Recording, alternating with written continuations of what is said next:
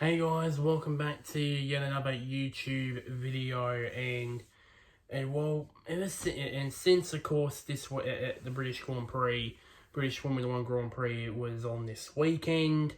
Congrats to of course Carlos Sainz on that victory and of course that horror crash for Zhou Guan Yu. It's not about that. Decided to, complete what I like to call my Motorsport silly season trilogy. So already done Supercars, already done MotoGP, and it's been a while, but I've been delaying it, and now it's time for me to do the Formula One silly season for next year. So as usual, I've got some other rumours that they've been swirling around, and also some of my own rumours and other people's rumours as well that I've come across over the recent weeks and months. So we'll do this in Constructors Championship order from last year. So no movement so far in terms of the top three with Mercedes, Red Bull, and Ferrari. Hamilton. Unless Hamilton decides this year's going to be his last, then Mercedes will be the same, obviously, with Hamilton and Russell. It's already confirmed also with both Red Bull and Ferrari lineups as well, with Red Bull with Verstappen and Perez. Of course, Perez, after his Monaco Grand Prix win, he re-signed for, what was it? I think it was until the end of 2024, so it's another 2 years. And then, of course, Leclerc and Sainz have already been signed on next year for Ferrari. So the main talking point at the moment is McLaren. Now, Lando Norris, he's already got a contract as well. So too is Ricciardo, but there's been big speculation on Danny Rick's contract. I think I heard something that was talked about by Zach Brown, who was the team boss of McLaren. Said that there is a particular clause, I believe, in Ricciardo's contract that allows McLaren to ship him off a year early in his current deal, which I haven't heard anything about that ever since probably, I can't remember when it was. I think it was the Monaco Grand Prix was when this first came to light. After I think I said before, after the Monaco Grand Prix, that was when this whole thing with Ricciardo leaving McLaren a year early came to light. There's been many rumours of possibly who can replace him early. Now place him on both scenarios if he does see out his contract. So what's I think first of all, my rumor, I wouldn't be surprised if surprised that a guy who is currently racing in IndyCar right now with Andretti Autosport, who's actually a test and reserve driver, I think. I might need to look that up just this year. And that is Colton Herta. I've heard big things about Herta over in America in the IndyCar series. He's been successful since, of course, his big move to Andretti Autosports. And, of course, if you guys don't know, Andretti Autosports is a big IndyCar team in America. And he has... sorry about my dog, by the way, barking in the background, by the way. He's gone to another level in terms of that. And speaking of IndyCar, congratulations to Scotty McLaughlin on winning at Mid-Ohio, by the way. So I just wanted to put that out there. So I wouldn't be surprised if McLaren, if they do decide to let Ricciardo go at the end of this year, I wouldn't be surprised if they say to him, hand him a contract, hand him a full-time contract to be a driver alongside Lando Norris. I originally thought it would be Pato O'Ward that would do it because he has wanted interest to be in Formula One with McLaren, but unfortunately, I think he signed a deal with McLaren's IndyCar team, McLaren SP, which is Schmidt-Peterson Motorsports, in IndyCar. He signed a deal. I think it was a 4-year deal with them or 3-year deal to run until the end of 2025. So he's out of the question. So it's the only one left is Herta, and I think he's got massive potential. Now, another rumor which my uncle actually just yesterday, one of my uncles said this to me, was that there's apparently in Indy Lights there's a Canadian that's it's on the other side of things when Ricciardo does see out his contract. There's apparently a Canadian driver in Indy Lights, which is the Formula 2 which is IndyCar's version of Formula 2 in a lot of ways. That took me longer to get that out. That there's apparently a Canadian driver that is on McLaren's radar, apparently. So, and I've looked it up, and I don't know. The only Canadian is apparently they might look into him when Ricciardo. I think he said to me when Ricciardo's contract runs out, which is the end of next year. So yeah, so I think it doesn't matter if it's the end of this year or the end of next year. Ricciardo's going to be out of McLaren at some stage, which I'm concerned that is probably Ricciardo's best opportunity. I mean, he's in his 30s. That none of the big teams are going to be sniffing around for him, unfortunately. And of course, all the other seats in F1 are going to get filled up pretty quickly. So, and also there's also, speaking of F2, there's a lot of young talent coming through there, at the moment, which as I say is currently in F2, and also think about it in F3 as well. So that's the concern for Ricciardo. And I believe that I'm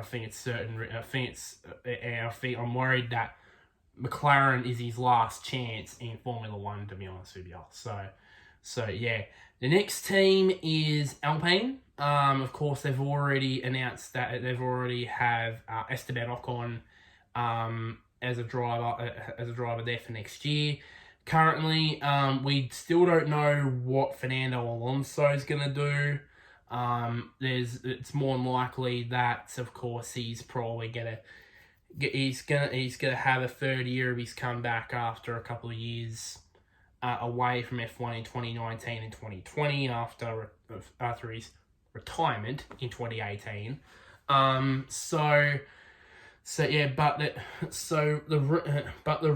the big rumor is that excuse me, that there's a guy by the name of Oscar Piastri, the young Aussie, Australian, and also Melbourne's own. Also, by the way, just to put that out there, Oscar Piastri is probably going to be eyeing that seat. And I remember Alpine said, I think it was Umar Safnauer, I think that's his name.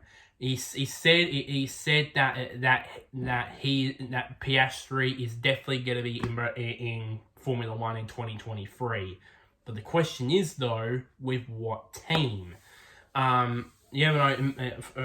Alonso might just say maybe 2 years is enough, which is highly unlikely. He's going to say that.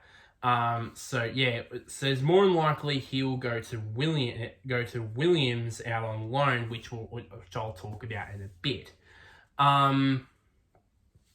So yeah, so I think currently it'll be Alonso there. More than likely it'll be a partnership of Alonso and Ocon again for next year. Next up, AlphaTauri. Now, before the this recent Grand Prix at Silverstone, I think it was post the Canadian Grand Prix, it was announced that Pierre Gasly would have a 1-year extension in AlphaTauri, which is great for AlphaTauri. I mean Gasly, he's been the lead driver there for the last few years, ever since he got demoted from Red Bull in midway through 2019. Of course, he led the team on many occasions, and even though he hasn't had the best start he hasn't had the performances the way he would have wanted to in 2022 after a great 2021. Still, he's a very good leader for the AlphaTauri team, and even though it may expose him, of course, he's never gonna get a ride with Red Bull again. So I think it's best if he leads that team, most likely. So now the second seat is quite interesting. Now, I have it mentioned Yuri Vips, but I don't think that's going to happen now after, of course, all the racial the racial controversy that raised for him when he said a racial slur and all that, and now I think he's been either axed or suspended from the Red Bull Junior Driver program. So, for doing that. So, Vulala, I think it's, I can't remember how you say it. Jelen Davuvala, I think that's how you say it. He's in contention as well. Another contender which I haven't got in my notes, but is another one who possibly could be in contention, I believe, would maybe Liam Lawson as well, who's another New Zealander. So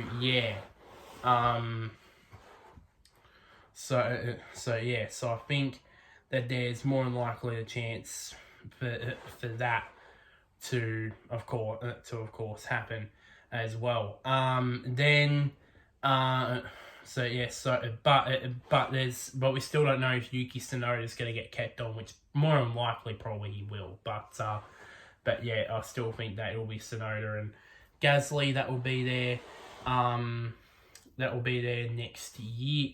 They'll be there next year more than likely. Aston Martin, they're pretty much confirmed that it's going to be Vettel and Stroll again at Aston Martin for 2023, unless Vettel decides to retire at the end of this year. Then it's more than likely it's going to be those two there. And so now Williams is the interesting one. Now, I have a feeling that Alexander Albon's going to take one of those seats. So that leaves one seat available at Williams, and I'm for sure don't think it's Nicholas Latifi. The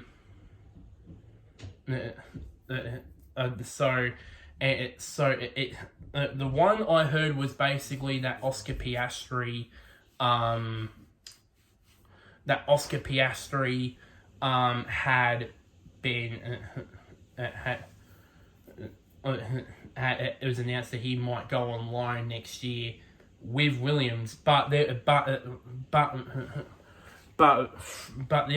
just yesterday again, my uncle also we had a conversation about this as well, and he said that there's the possibility that Latifi might get axed, and that, which I was actually quite surprised about, because I did hear them hear rumours about that, but I don't think Latifi would want that. I think he knows he wants to see the season out before he leaves the team. Which as I said, I was quite surprised that that my uncle did say that Piastri might replace Latifi. It might be a mid-season replacement for Latifi. But if, for example, if it's hot, but it's highly unlikely, if Alpine does go with Piastri, I won't be surprised if Nick De Vries, the former F2 champion, decides to go to Williams. Now, of course, he is right now the reigning Formula E champion, and it recently was announced that Mercedes would be pulling out of Formula E at the end of this season, which means that he is without a drive. He's currently, I think he is currently Mercedes test driver. I think this year, and then which it only makes sense for him to go to Williams. I think it only makes sense for him to go there. If Piastri does go to Alpine, which again is highly unlikely, but yeah. But I think next year, I think it'll be Albon and Piastri. Realistically, that will probably be at Williams for 2023, from what I've heard. So Alfa Romeo is next. Of course, they've out about Valtteri Bottas is going to be kept on there next year. They haven't announced their second driver yet. There's recent rumours that Theo Pourchaire, who is currently second in the F2 standings right now, he is rumoured to go to there.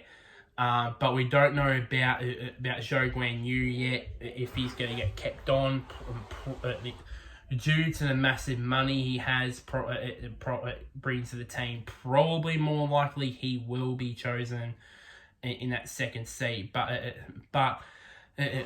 this leads on to my last team quite nicely, which is Haas. Now, currently, they haven't announced their driver lineup yet. Haven't announced any drivers to be re-signed yet with Kevin Magnussen and Mick Schumacher. I wouldn't be surprised if Pourchaire basically Pourchaire goes there. Pourchaire goes there if they decide to go for Zhou Guanyu. So yeah, I wouldn't be surprised about that. I think realistically, I believe it's just gonna be. It might be Magnussen and Schumacher that goes in at Haas. But if all those remain the same, there's also Dragovic as well, who's the current F2 series leader. He potentially might get offers from F1 teams, maybe more either if it's a full-time driver or as a tester reserve driver, maybe and a lot of others as well, that might get a shot in F1 next year. So that is just about it for this video. Finally completed my so-called 2023 Motorsport Silly Season Trilogy. Make sure to like this video, share to anybody who is an F1 fan. Comment down below. Where do you think Oscar Piastri will end up? Do you think he'll end up at Alpine, or do you think he'll end up at Williams? More than likely to end up at Williams, but I like you to share your opinions in the comments section. About who do you think will go where? And also one last thing, somewhere down there, click on the big red button which is named subscribe as well. It will really help me out. But until next time, guys, I will see you later.